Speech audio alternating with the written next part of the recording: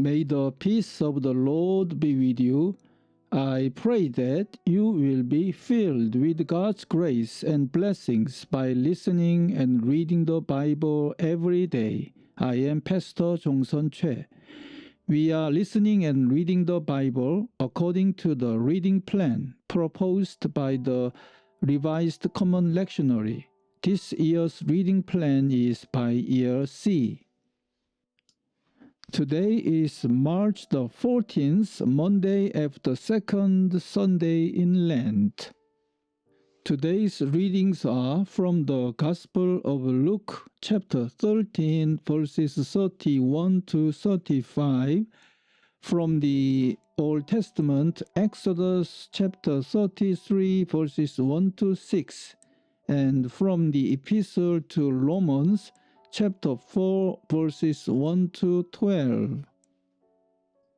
This is today's Gospel reading.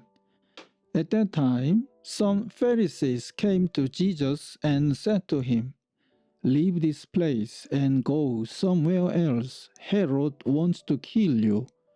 He replied, "Go, tell that fox, I will drive out demons and heal people today and tomorrow, and on the third day I will reach my goal. In any case, I must keep going today and tomorrow and the next day, for surely no prophet can die outside Jerusalem. O Jerusalem, Jerusalem, you who kill the prophets and stone those sent to you, how often I have longed to gather your children together, as a hen gathers her chicks under her wings, but you were not willing. Look, your house is left to you desolate. I tell you, you will not see me again until you say, 'Blessed is he who comes in the name of the Lord.'" Amen. This is today's second reading. Then the Lord said to Moses, "Leave this place, you and the people you brought up out of Egypt, and go up to the land I promised on oath to Abraham, Isaac, and Jacob, saying, 'I will give it to your descendants.'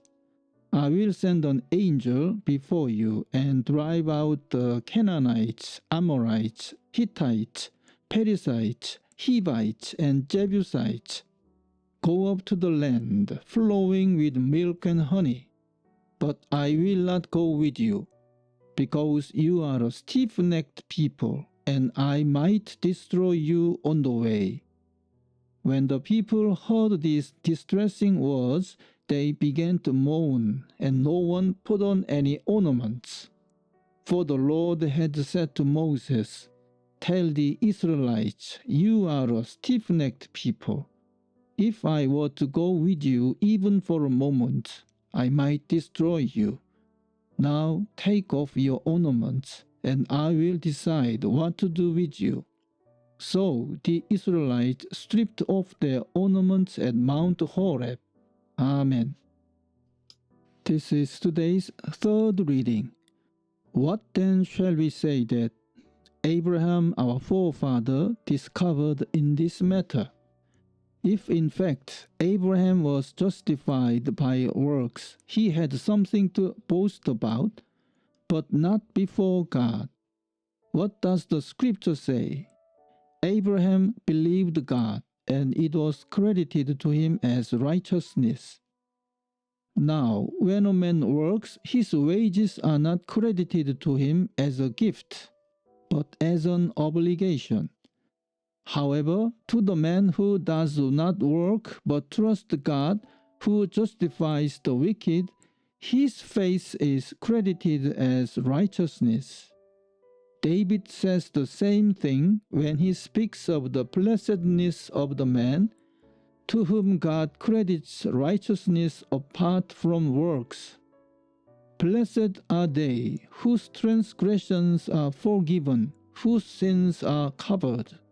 Blessed is the man whose sin the Lord will never count against him. Is this blessedness only for the circumcised, or also for the uncircumcised?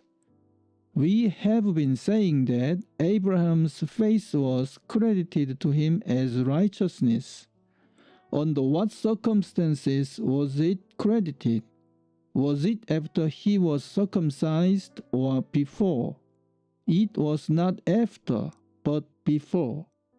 And he received the sign of circumcision, a seal of the righteousness that he had by faith, while he was still uncircumcised. So then, he is the father of all who believe, but have not been circumcised, in order that righteousness might be credited to them. And he is also the father of the circumcised, who not only are circumcised, but who also walk in the footsteps of the faith that our father Abraham had before he was circumcised. Amen. This is the word of God for today. Thanks be to God. May I bless you for today. The Lord bless you and keep you. The Lord make his face shine upon you and be gracious to you. The Lord turn his face towards you and give you peace. Amen.